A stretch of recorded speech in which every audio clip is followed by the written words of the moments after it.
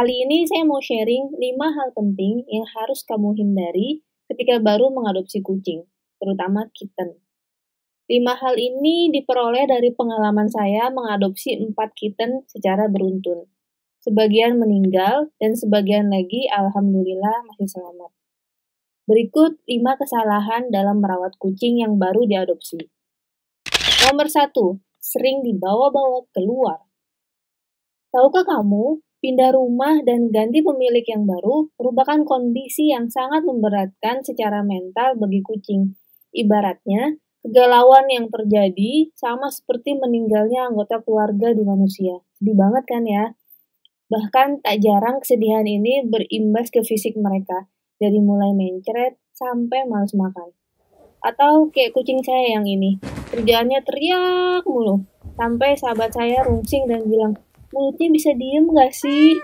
Iya, Pak. Saking cerewetnya itu kucing. Penting banget selama 7 hingga 14 hari pertama agar mereka tetap di rumah aja. Jangan dibawa ke rumah temen, diajak ke rumah Pak RT, atau diajak ke rumah bibi. No, no, no, no. Simpan dulu keinginan kamu untuk nunjukin kucing lucumu. At least sampai mereka vaksin. Kesalahan nomor 2. Makanan yang berbeda dengan pemilik pertama. Pencernaan kucing tuh sensitif banget loh ya. Stres dikit, mencret. Sakit dikit, mencret. Makanan berubah, juga mencret. Kasihan kucingnya, nggak nyaman gitu. Dan kitanya juga jadi nambah kerjaan. Kalau mereka mencret di mana-mana, kan jadi repot bersihinnya ya. Nah, makanya kita harus aware dengan makanan mereka. Kalau dari pemilik sebelumnya dikasih merek A, maka stick dengan merek itu dulu. Jangan diubah. Kalaupun mau diubah, pengen upgrade nutrisi atau pengen cari yang lebih ekonomis, maka lakukan nanti. Itu pun dengan cara yang bertahap, 25% makanan baru, next to 50% makanan baru, mix dengan 50% makanan yang lama, perlahan-lahan 100% makanannya baru. Lakukan hal ini hanya setelah kucing bisa beradaptasi dengan lingkungan barunya. Kesalahan nomor 3, grooming di pet shop. Nah, ini hati-hati banget ya. Kalau kamu gatel lihat kitten kamu kumel atau belepotan, pengen segera dibawa ke pet shop, stop! Jangan pernah bawa kitten yang baru diadop ke grooming pet shop. Kenapa? Ini saran langsung dari dokter loh ya, dan ini kejadian juga sama kitten aku. Katanya grooming pet shop itu tempat utama menularnya wabah virus. Karena setiap hari kan banyak banget ya kucing yang dimandiin di situ. Mereka sih rata-rata udah gede dan udah divaksin ya, jadi aman. Pulang masih selamat. Nah, kalau kucing kita yang baru diadop, nggak nggak peduli seberapa sehatnya dia, tapi kalau belum divaksin, lebih baik jangan coba-coba dibawa ke pet shop ya. Saya dulu nggak tahu akan hal ini dan main bawa gitu aja ke tempat grooming. Karena kitten yang punya aku bulunya putih dan lagi cemong-cemongnya. Kotor banget. Sedangkan kalau mandiin sendiri nggak berani. Karena dia ada mix sama ras Maine Coon gitu. Rada sangar kalau dipegang. Nah, begitu lewat usia 3 bulan, saya dengan santainya membawa dia ke tempat grooming. Padahal kondisinya belum divaksin. Alhasil, nggak lama setelah itu, dia terkena virus. Nggak nanggung dong, kenanya virus Panle, virus mematikan dengan tingkat kematian 90%. Dan naasnya dia meninggal. Kalau super cemong dan bau, ya dinikmati aja dulu.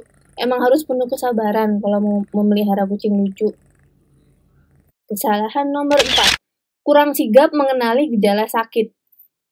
Jika kamu mengadopsi kucing dengan ras kece, maka siap-siap lebih aware sama keadaan sehari-hari mereka. Karena perubahan sedikit aja bisa jadi tanda mereka lagi sakit. Dan kalau kita kurang sigap, maka akan lebih sulit saat melawan penyakit yang mendera mereka. Gejala-gejala kecil seperti perubahan perilaku yang biasanya main hiperaktif, tiba-tiba jadi lebih pasif. Yang biasanya makan 1 mangkok, sekarang jadi cuma 1 sendok. Yang biasanya ngumpul, pengen dipeluk, sekarang lebih banyak ngumpet. Dan gejala yang paling jelas adalah di litter box-nya, alias poopnya. Kamu harus perhatikan apakah poopnya padat atau enggak. Kalau poopnya mencret sedikit aja, maka kamu harus mulai concern. Apalagi kalau sampai dia muntah. Nah, kesalahan nomor 5. Nggak tahu klinik terdekat yang berkualitas. In case kalau terjadi emergency. Karena ternyata nggak semua klinik hewan itu bisa infus. Saat saya pertama banget adopsi kucing dengan ras pure Persia, saya kira semua klinik sama aja. Ternyata tidak, saudara-saudara. Jadi di sekitar rumah saya ada 3 klinik dokter hewan yang berbeda. Nah, yang paling saya akhirnya nyari yang terdekat aja tanpa ngesurvei itu bagus atau enggak. Jadi saat itu kucing saya namanya Pom-Pom, udah lebih dari 24 jam susah makan. Nah, ini kelamaan nih sebenarnya 24 jam ya. Jangan ditiru ya. Kalau udah ada gejalanya sebaiknya maksimal 6 jam lah langsung bawa ke dokter. Nah, dia 24 jam susah makan, kemudian muntah dan mencret. Jadi dia hilang cairan udah banyak banget ya. Tapi sama dokternya nggak diinfus dong. Alasannya sini nggak bisa infus, nggak ada infusannya. Saya sampai bawa Pom-Pom ke 3 dokter yang berbeda. Nyesel banget nggak nyari tahu klinik terdekat yang oke untuk hewan kita. Jadi, sebelum adopsi kucing, coba cek sekitar daerah kamu, klinik hewan di mana aja. Dan di antara semua itu, mana yang paling bagus? Cara tahu klinik yang bagus gimana? Tanya-tanya aja, masuk ke dalam dan nanya, bisa infus nggak? Ada rawat inapnya nggak? Dokternya selalu ready nggak? Dan sebagainya. Atau, cara yang paling mudah adalah dengan lihat jumlah pasien yang datang. Kalau rame, berarti klinik itu emang rujukan cat lover. Nah, tapi ada satu pengecualian nih ya. Kalau antriannya panjang karena murah, sebaiknya jangan ke situ ya. Contohnya Puskewan.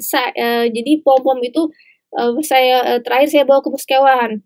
Karena saya ngejar pagi ya. Nyesel bawa Pom-Pom ke Puskewan. Karena udah mah antriannya lama, jadi saya datang jam 8 baru diperiksa jam 12 coba. Terus ternyata di situ nggak bisa infus coba. Aduh. Jadi kalau kucing kamu darurat banget dan gejalanya parah, sebaiknya jangan dibawa ke klinik pemerintah. Kasihan kucingnya, nunggu lama, tapi perawatan nggak maksimal. Bahkan kadang ditolak karena antriannya sudah penuh. Banyak banget loh yang gitu. Dia sudah datang dari jauh, bawa kucing sakit, tapi akhirnya ditolak sama Puskewan. Diminta untuk balik lagi besok pagi, dan disarankan antri dari subuh. Coba bayangkan, antri dari subuh, terus tapi perawatannya nggak maksimal, nggak bisa diinfus, kan aneh ya. Nah, better klinik swasta yang sebenarnya nggak terlalu jauh harganya. Kalau di Puskewan yang milik pemerintah itu 100.000. Obatnya juga harus tebus di apotek, bukan di situ. Itu 100.000 ya. Nah, tapi kalau misalkan di klinik swasta itu memang biasanya jatuhnya itu bisa sampai 200.000, bisa sampai 400.000 maksimal kalau penanganannya banyak. Kalau biaya dokternya sendiri hanya 60.000. Kalau misalnya penanganannya sampai yang paling mahal itu tes kit untuk virus. Itu 180 ribuan waktu itu saya. Jadi kalau saya pikir sama aja, nggak beda jauh. Tapi kucing kita dapat perawatan maksimal dan cepet gitu. Demikian 5 kesalahan fatal saat mengadopsi kucing baru. Jaga baik-baik kucing kamu ya. Jangan lakukan kelima kesalahan ini. Akibatnya fatal banget. Kucing saya sudah 2 yang mati karena kesalahan ini. Semoga bermanfaat. Jangan lupa subscribe, like, dan komen.